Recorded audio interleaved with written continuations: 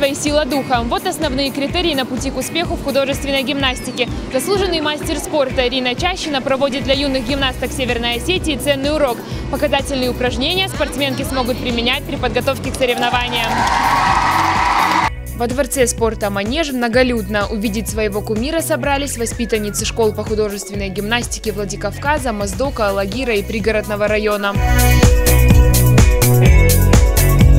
Вместе с юными спортсменками Ирина провела разминку. Затем показала свое мастерское владение предметами художественной гимнастики – булавой, обручем, мечом и лентой.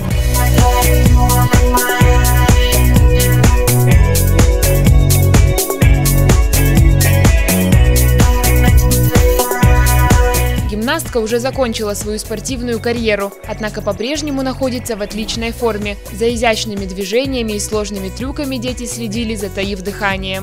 Я горд и рад, что такое поколение, да, в их лице у нас. Ну и, конечно же, очень хотелось бы, чтобы все те слова, все те советы, чем поделился сегодня этот замечательный известный человек в лице Ирины, чтобы для себя они сделали какие-то выводы и в дальнейшем жизни это все им пригодилось. Во Владикавказе Ирина Чащина уже не первый раз. И, как призналась сама спортсменка, она осталась в полном восторге от мероприятия. Детки талантливые, хорошие. Я мало что, конечно, увидела за это время, но очень многие дети хорошо предметом владеют. Хоть они и маленькие, но я думаю, у них хорошее будущее. Хочется каждому что-то объяснить, рассказать. Я понимаю, что до всех детей это невозможно за один раз все донести. Это должен быть долгий процесс.